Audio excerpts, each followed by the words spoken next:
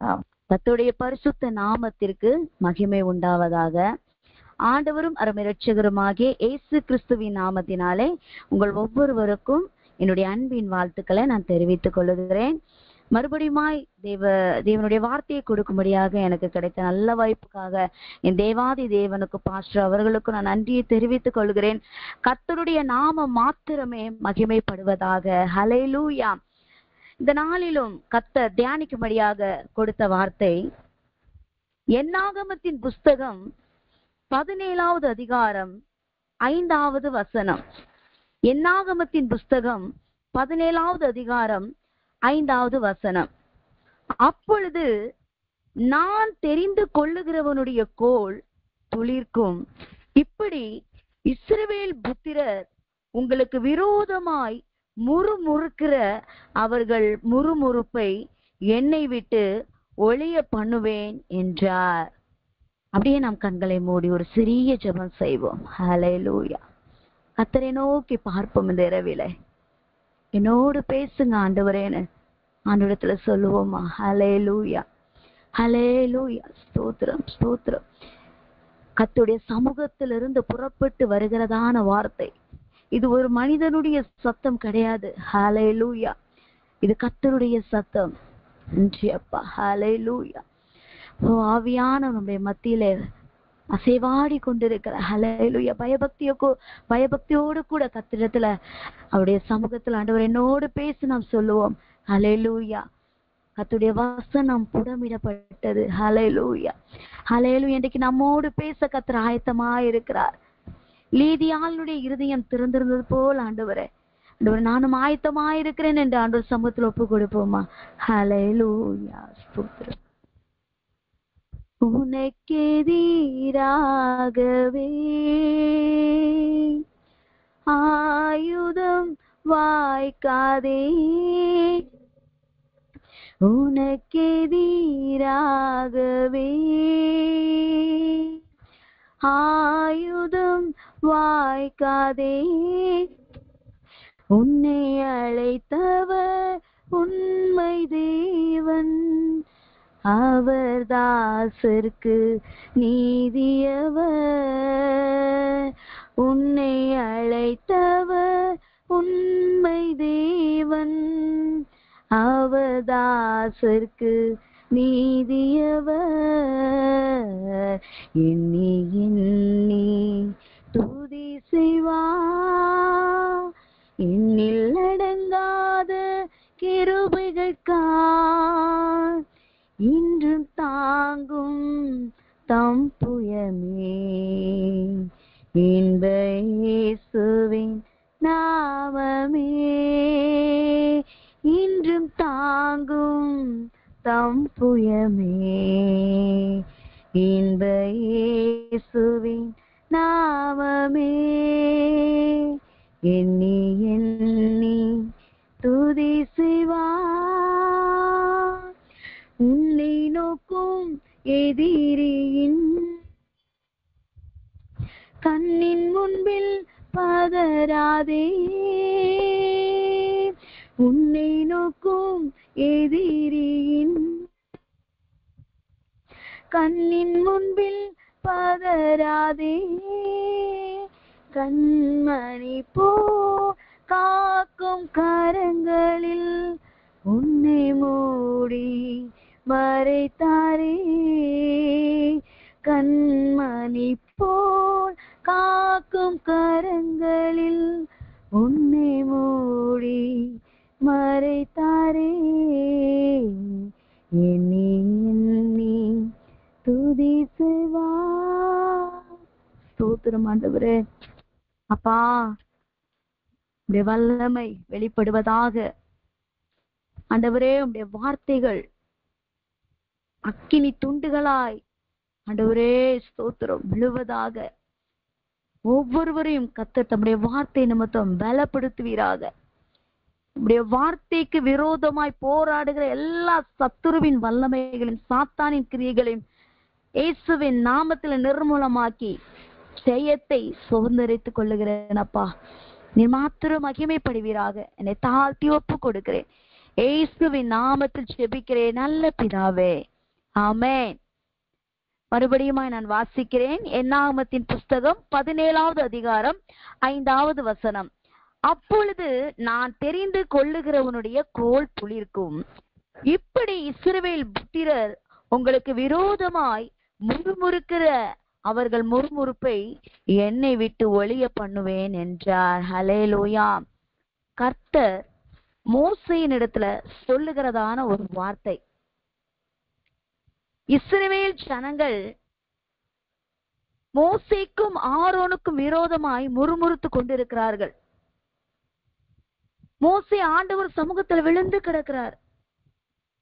இந்த ஜனங்களிடத்திலிருந்து அவர்கள் முறுமுறுப்பை ஆரோனையும் மோசையும் விட்டு ஒழிய பண்ணுவதற்காக ஆண்டவர் ஒரு சில காரியங்களை செய்ய சொல்லுகிறார்.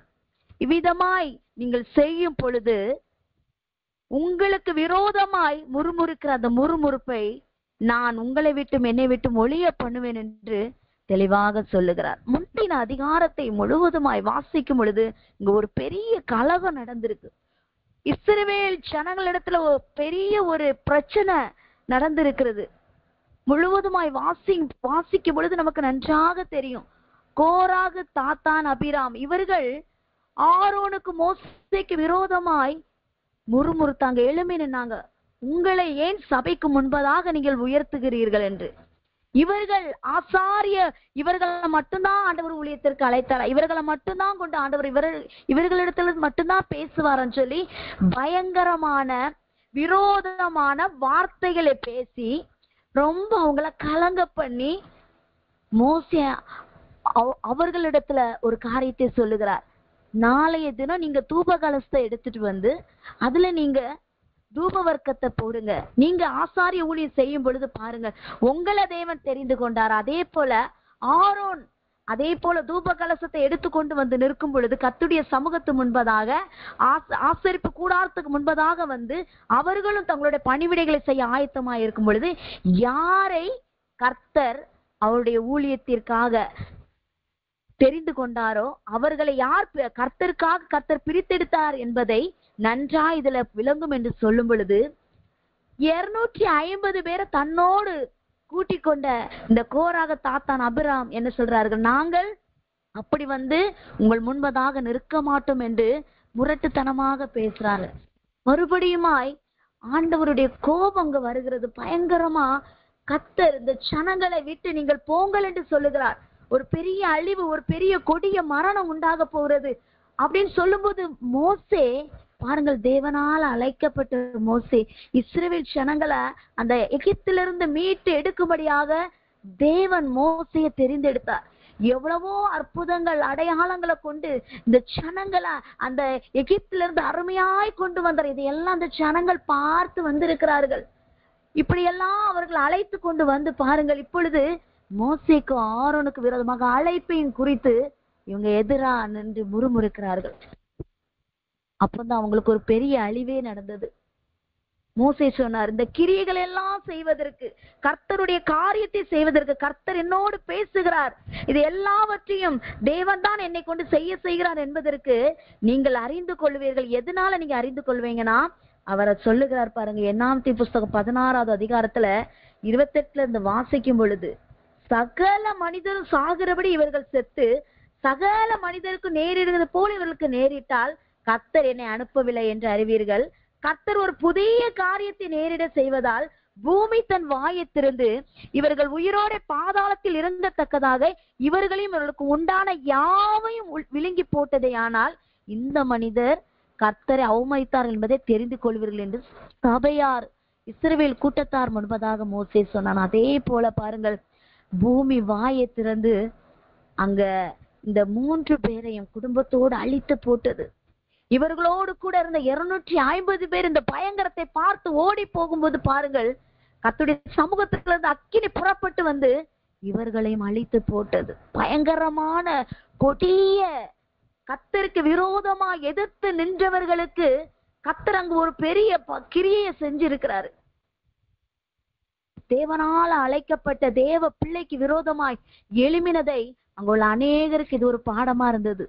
அநேக இஸ்ரவேலர்கள் பார்த்து அங்க பயந்து நின்றார்கள். ஆனாலும் அவர்கள் கர்த்தருடைய ஜனங்களை நீங்கள் கொன்று விட்டீர்கள் என்று இன்னும் அதிகமாய் பேசுகிறார்கள் மோசேக்கு ஆரோனுக்கு விரோதமாக.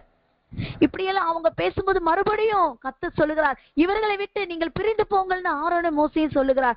இவரை நான் அழிக்க போறேன். ஆனால் ஜனம் அழிந்து விடாதபடிக்கு ஆண்டவர் என்னை கொண்டு இந்த இடத்துல அழைத்து வந்தாரே என்று சொல்லி இந்த ஜனங்களுக்காக திறப்புல நின்று கத்தறினார் மோசே. அவ்விதமாய் அந்த இடத்துல அவர்களுக்காக ஆரோனிடத்துல மோசே சொல்றார், நீ போய் பலிபீடத்துல இருக்க தூப கலசத்தை எடுத்து பலிபீடத்துல இருக்கிற அக்கினிய போட்டு அதன் மேல் தூப வர்க்கம் இட்டு இந்த ஜனங்களுக்காக பாவ நிவர்த்தி செய் என்று சொல்லுகிறார்.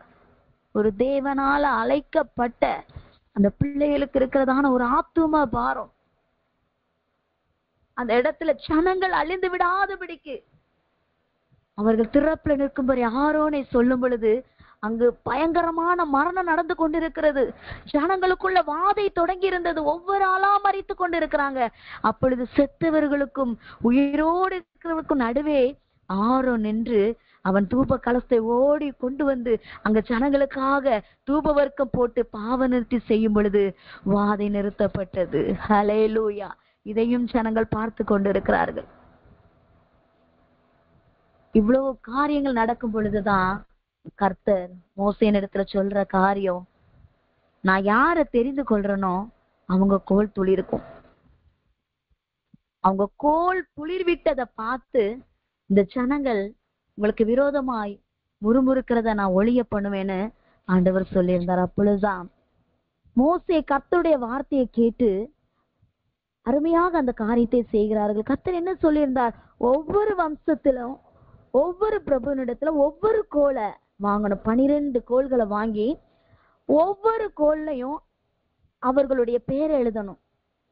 தலைவர்களுடைய பெயரை எழுத வேண்டும்னு ஆண்டவர் சொல்லி இருந்தார்.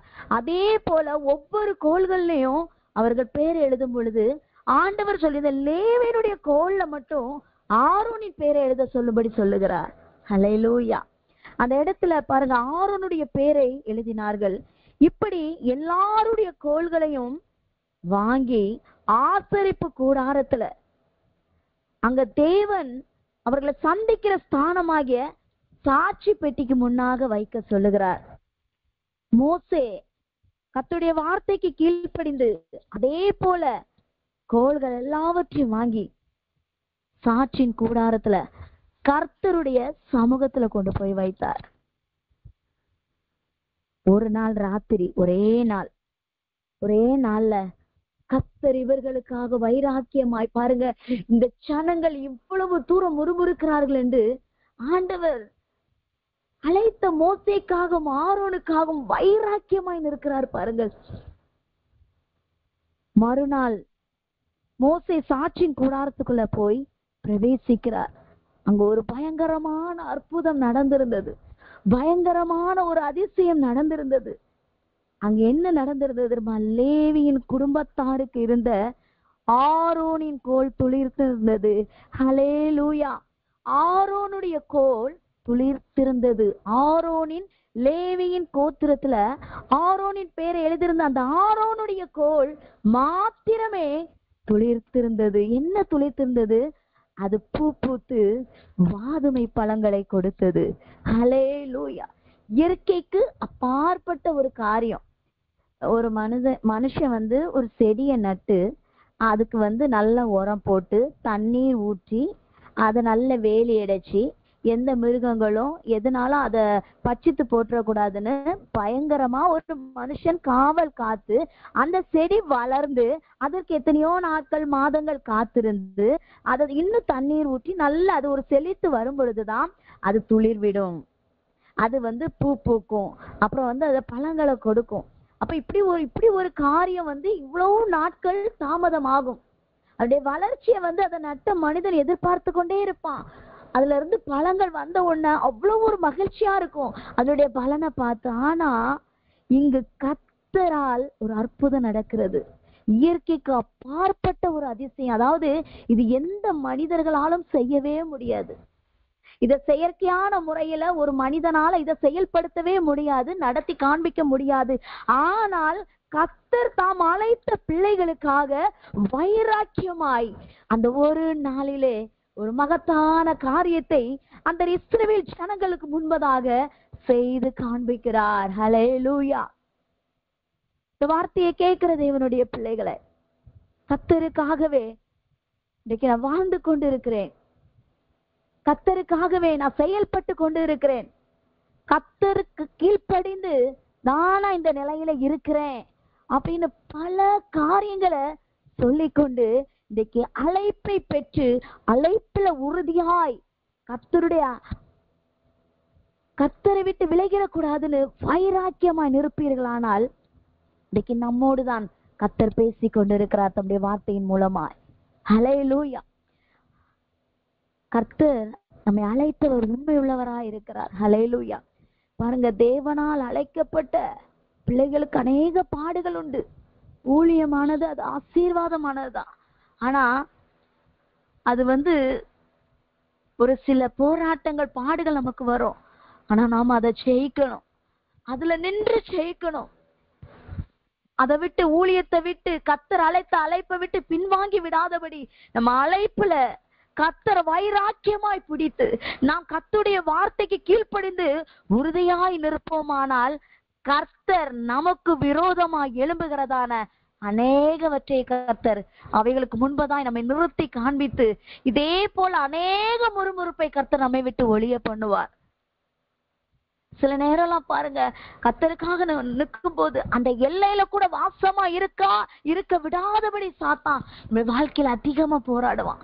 அந்த எல்லைக்குள்ள நாம் வாழவே கூடாதபடிக்கு நாம இருக்கிறதா அந்த எல்லைக்குள்ள இருந்து பாருங்க பயங்கரமா தேவன் நம்முடைய காரியத்தை செய்து கொண்டே இருப்பார். தேவன் நிறைய கிரியைகளை நடத்தி கொண்டே இருப்பார். அங்க புதிய ஆத்துமாக்களை கொடுப்பார். அங்க நம்ம யாரையோ சந்திப்போம், ஆண்டவர் அறியாதவங்களை, அவங்களுக்காக நாம வைராக்கியமா அந்த இடத்துல கர்த்தருடைய அன்பை சொல்லி கொண்டு இருப்போம். அங்க இருந்து பாருங்க, சில மனிதர்கள் நமக்கு விரோதமா எழும்புவார்கள். இந்த இடத்திலேயே இருக்கக்கூடாதுன்னு சொல்ற அளவுக்கு, நம்மளை துரத்துகிற அளவுக்கு ஒரு கூட்டம் நமக்கு எழும்பி நிற்பது போல நமக்கு தெரியும். இனிமே இங்க ஊழியமா என்று அப்படி அல்ல.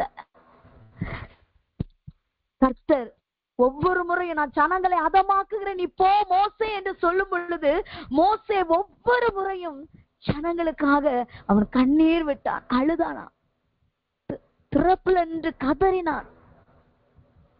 அவருடைய கண்ணீர் பாருங்கள், கர்த்தர் அநேக முறை இந்த ஜனங்களை மோசேக்கு கொடுத்தார். ஒரு ஊழியக்காரர் சொல்ல நான் அந்த சாட்சியை கேட்டிருக்கிறேன். ஒரு மிஷினரிய ஒரு இடத்துக்கு ஊழியத்திற்காக அனுப்புனாங்களாம். பயங்கரமான அது காடுகள் நிறைந்த பிரதேசம். அங்க போய் அங்க உள்ள இடத்துல சபையை ஸ்தாபிக்க அந்த மிஷினரி போயிருந்தார். அங்க போயிருக்கும் போது பாத்தீங்கன்னா அவர் அதிகமா கடினமா உழைக்கிறாரு. அவரை தேடி ஜனங்களை பார்க்க போறாரு. யாருமே முறையா சபைக்கு அங்க ஆராதனை கூடத்துல இருக்கவோ அவரோடு கூட ஆராதிக்கவோ யாருமே முன் வரல. அவர் ரொம்ப காத்திருந்து அப்புறமா அவர் என்ன பண்ணிட்டாருன்னா சூழ்ந்தே போயிட்டாரு.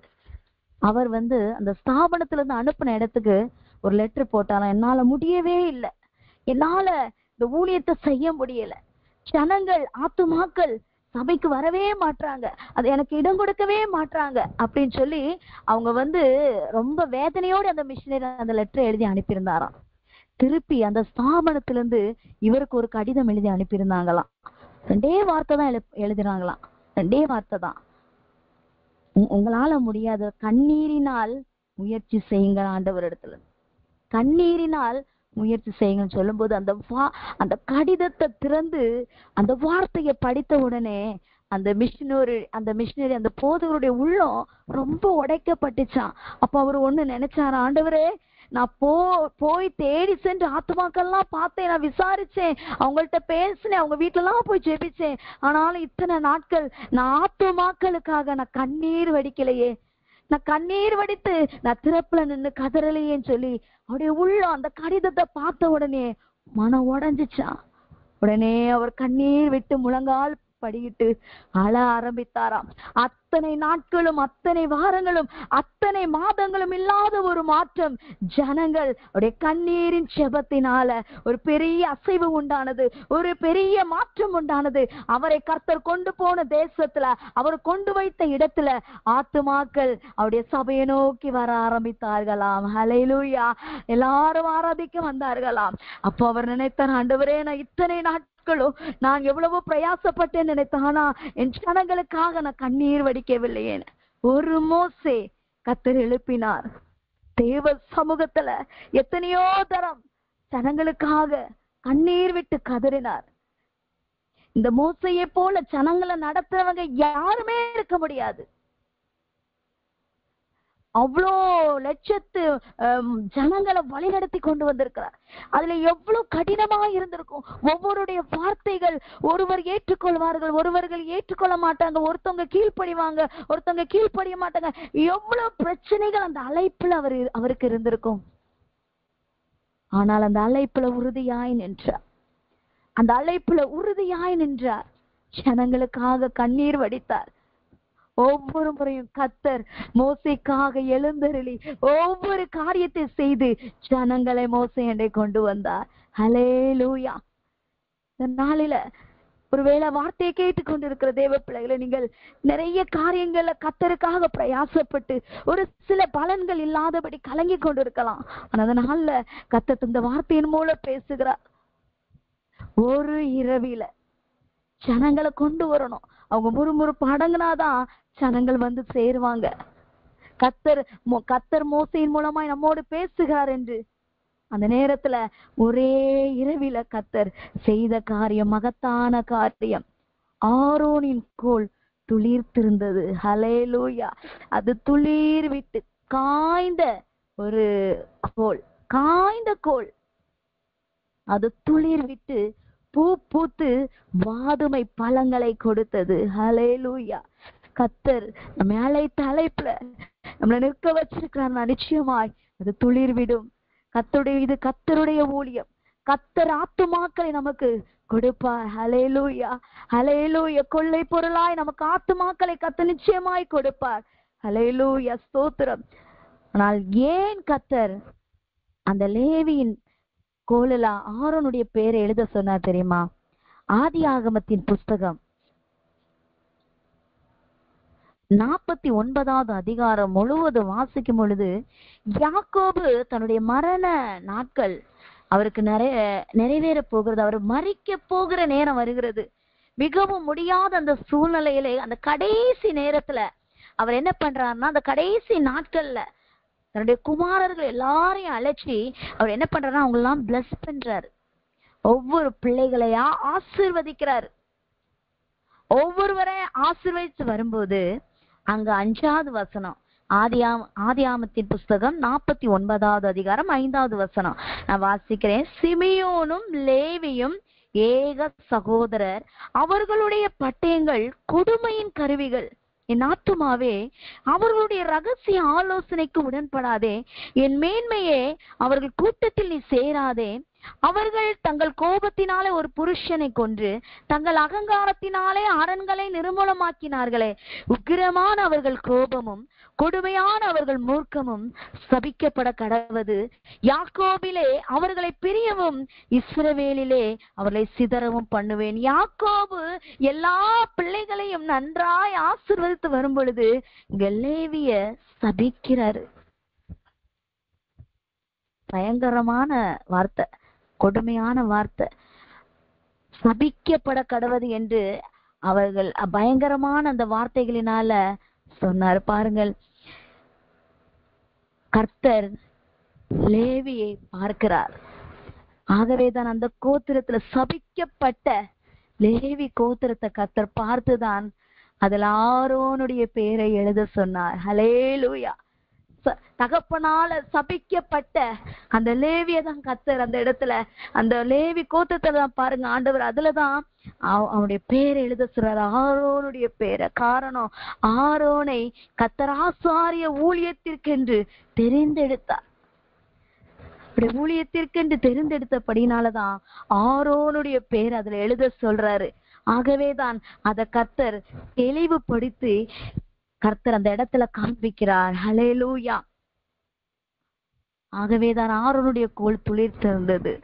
இந்த நாட்கள்ல நீங்க நினைக்கலாம், ஆண்டவரே, சபிக்கப்பட்ட ஒரு வாழ்க்கை, சாபமாக்கப்பட்ட ஒரு வாழ்க்கை, சபிக்கப்பட்ட குடும்பம், எல்லாவற்றிலுமே ஒன்றுமே என்னால தொடர முடியல, நடத்த முடியல, எதையுமே செயல்படுத்த முடியலன்னு ஒரு சூழ்நிலையில நான் இருக்கிறேன் அப்படின்னு நினைச்சாலும், இன்றைக்கு பலமாய் கர்த்தருடைய வார்த்தை உங்களுக்கு நேராய் வந்து கொண்டிருக்கிறது. ஆண்டவராகிய இயேசு கிறிஸ்து சாபமான சிலுவையை நமக்காக சுமந்தார். இயேசு கிறிஸ்து கொடுக்கப்பட்ட மரணம், அந்த மரணம் எப்படிப்பட்ட மரணம் தெரியுமா? அது ரொம்ப ஒஸ்டான மரணம். பாவிகளை, பாவம் செய்தவர்களை ரொம்ப கீழ்த்தரமா நடத்தி சிலுவையில அவர்களை சிலுவையை சுமக்க வைத்து அதுல அடித்து தொங்க விடுவாங்க. இது ரொம்ப ஒஸ்டான மரணம். ஆண்டவராகிய இயேசு கிறிஸ்து பாருங்க, நமக்காக பாவமாகிய இந்த உலகத்துல பாவமான சனத்தை மீட்கும்படியாக சாபமான அந்த சிலுவை மரத்தை உங்களுக்காக எனக்காகவும் சுமந்தாரா. அன்றைக்கு அப்படிப்பட்ட ஒரு மரம், சிலுவை மரம், ஆண்டவராகிய இயேசு கிறிஸ்து நமக்காக ஏற்றுக்கொண்டார். இதற்காக தெரியுமா? சாபத்தை அவர் எடுத்து போட்டு நம்மை ஆசீர்வதிக்கும்படியாக. இது எல்லாரும் சொல்ற நமக்கு தெரிந்த சத்தியம். ஆனாலும் கூட இந்த இரவில கர்த்தர் நம்முடைய நினைவுக்கு கொண்டு வருகிறார். இந்த சிலுவையில நமக்காக பாவ பரிகார பலியாகினார். உலகத்தை சுமந்து தீர்க்கிற தேவ ஆட்டுக்குட்டியாய் ஆண்டவராகிய இயேசு கிறிஸ்து அவர் அந்த இடத்துல சிலுவையில தொங்கினார். எவ்வளவுப்பட்ட ஒரு பாடு! மரணத்துக்கு தன்னுடைய ஜீவனை கொடுக்க அர்ப்பணித்தாரா. வார்த்தையை கேட்கிற தேவனுடைய பிள்ளைகளை, இந்த நாட்கள்ல ஒருவேளை ஆண்டவரே நான் சபிக்கப்பட்ட ஒரு வாழ்க்கை என்னுடைய குடும்பம்னு நீங்க நினைச்சீங்கன்னா, ஒரு நாள் அப்படி அல்ல. கர்த்தர் அருமையாய் நமக்கு சிலுவையில அவர் பெரிய மாற்றத்தை ஏற்படுத்தி இருக்கிறார். நமக்காகவே அந்த சாபத்தை அவர் ஏற்றுக்கொண்டார். ஹல்லேலூயா. பரிசுத்த இரத்தத்தை, அவருடைய வாலிப இரத்தத்தை, குற்றமற்ற இரத்தத்தை அவர் நமக்காக சிந்தினார். ஹல்லேலூயா. அப்படிப்பட்ட இயேசு கிறிஸ்துடைய இரத்தம் நம்மை பரிசுத்தமாக்கி இருக்கிறது. ஹல்லேலூயா.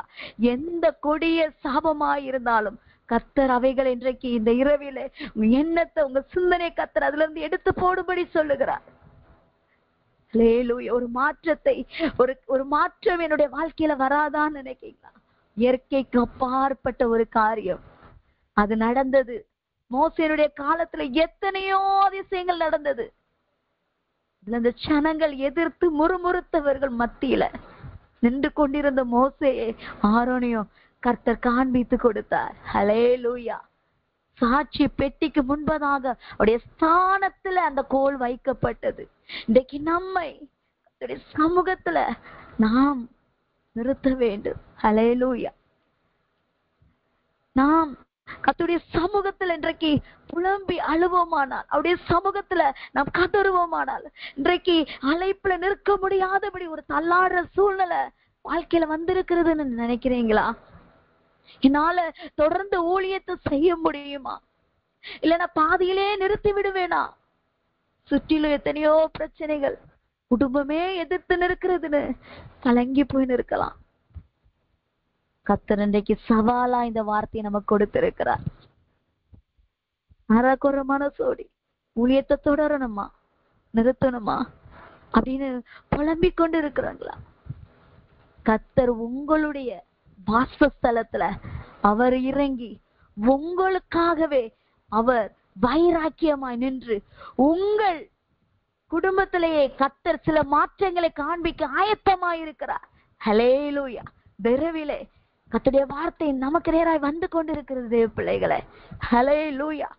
இன்னும் ஒரு கிரியைகளும் நடக்கலையே ஆண்டவரே, இன்னும் எனக்கு விரோதமாய் உள்ள முறுமுறுப்பு அடங்கவே இல்லையே, எப்போ இவர்கள் அடங்கி போவார்கள் என்று ஒரு சில ஜனங்களுடைய எதிர்ப்பு குறித்து கலங்கி கொண்டிருக்கீங்களா? கர்த்தர் இரவிலே நம்முடைய வார்த்தையை உங்கள் நடுவிலே வைக்கிறார். ஹல்லேலூயா. அவருடைய வார்த்தை வருகிறது என்றால் அது வெறுமையாய் வராது. ஹல்லேலூயா. அது செய்ய வேண்டியதை செய்யும். ஹல்லேலூயா. ஸ்தோத்திரம், ஸ்தோத்திரம். நிறைவில கர்த்தர் ஒரு பெரிய மாற்றத்தை நம்முடைய குடும்பங்களில நம்ம சுற்றி இருக்கிற சனத்தார் மத்தியில செய்ய போகிறார். முக்கியமாக ஊழியத்திற்கென்று புறப்பட்டு கர்த்தருக்காக ஆயத்தப்பட்டு வந்து இன்றைக்கு ஸ்தோத்திர திறப்புல நின்று கொண்டு கர்த்தருக்காக நிற்கிறேன்னு சொல்ற அந்த பகுதியில நான் எழும்பவே முடியாத ஆண்டவரேன்னு கலங்கி கொண்டு இருக்கிறீங்களா? கண்ணீர் வரித்து கொண்டு இருக்கிறீங்களா?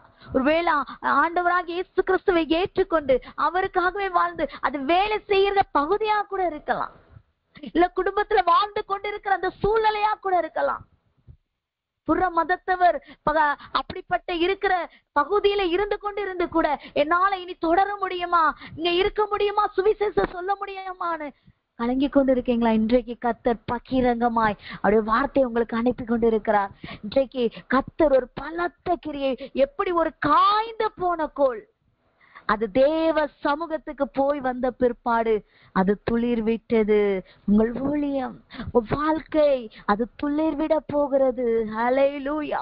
இதுவரை கர்த்தர் நடத்தி வந்திருக்கிறார், உண்மைதான். இதுவரையிலும் பலத்த காரியங்களை கண்டிருக்கிறீர்கள். ஆனால் ஒரு கட்டத்துல இன்றைக்கு எதுவுமே நடக்காமே இருக்கிறது, தாமதமாகி கொண்டே இருக்கிறது. உண்மையாகவே இந்த தாமதங்கள் பல ஆச்சரியங்களை உங்க கண்களுக்கு முன்பதாக கொண்டு வருவதற்காக மாத்திரம்தான். அதை நன்றாய் விளங்கிக் கொள்ளுங்கள். ஒரு மோசே, ஆரோன் கர்த்தருக்காக நின்றார்கள், புலம்பினார்கள், அழுதார்கள், அழைத்து வந்த ஜனங்களுக்காய் கதறினார்கள்.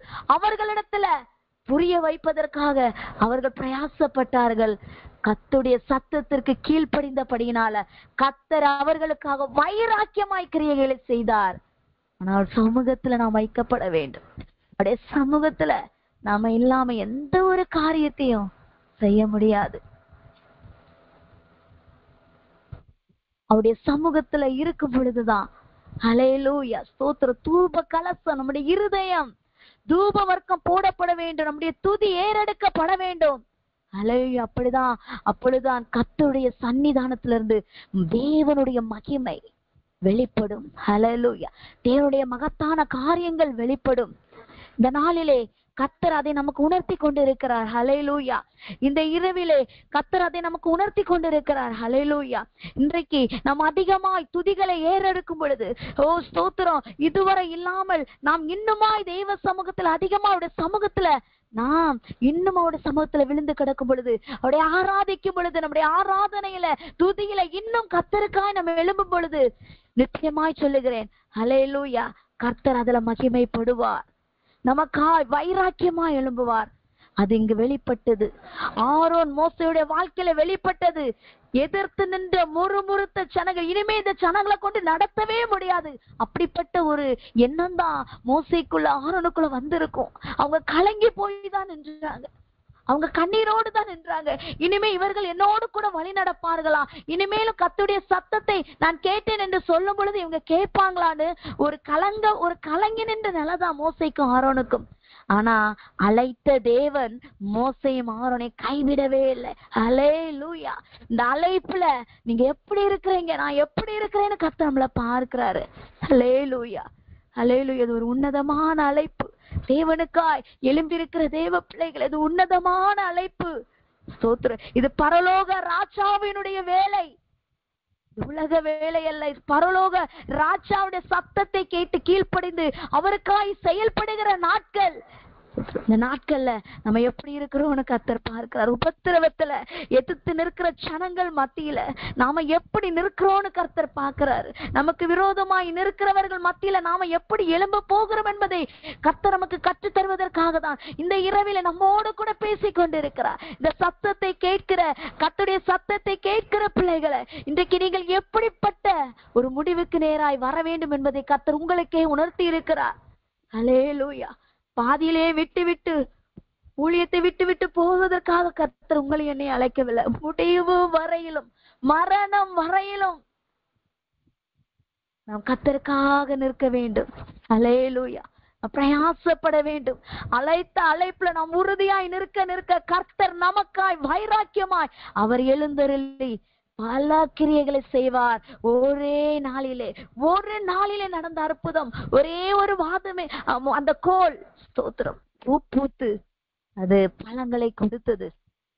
காய்ந்து போன ஒரு வாழ்க்கை, காய்ந்து போன வறட்சியான ஒரு நிலையில இருக்குன்னு நினைக்கிற எவைகளெல்லாம் அப்படி இருக்கிறதோ அதெல்லாம் கர்த்தர் துளிர்விட செய்ய போகிறார். ஹல்லேலூயா, ஹல்லேலூயா. ஆகவேதான் ஆண்டவர் அருமையாய் சொல்றார், நான் தெரிந்து கொள்ளுகிறவனுடைய கோல் துளிர்க்கும் ஜனங்கள் கண்டார்கள்.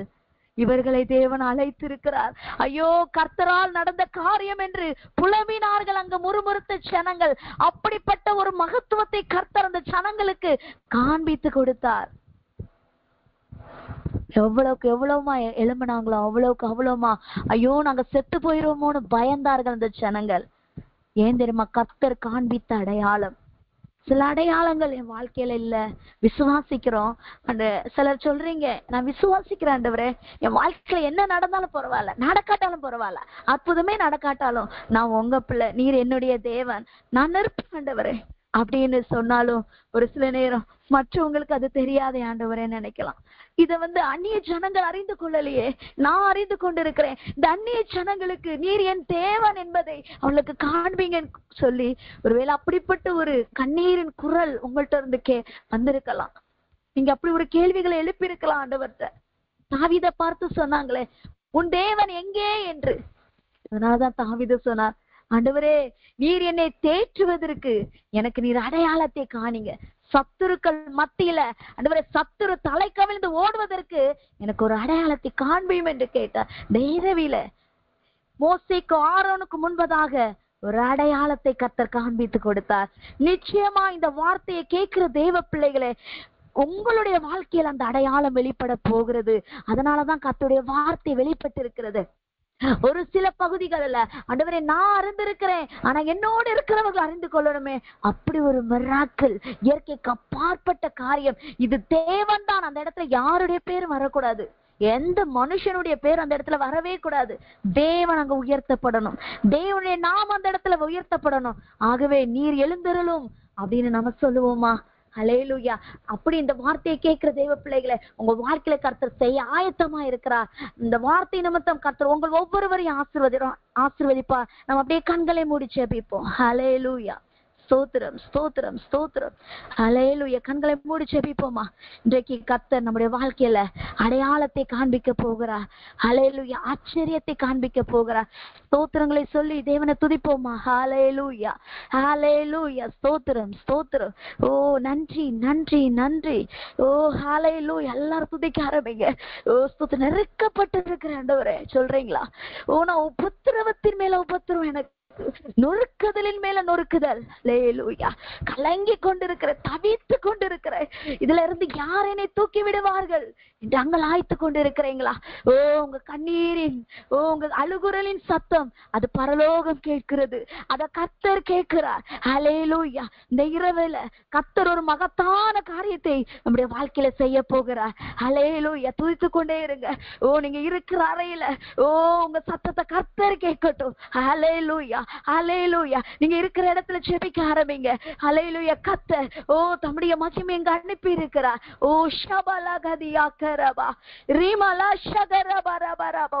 ஹல்லேலூயா, ஹல்லேலூயா, ஹல்லேலூயா. தூப கலசங்களை எடுத்துக்கொண்டு ஓடினார்கள் பரிசுத்தப்படுத்தி.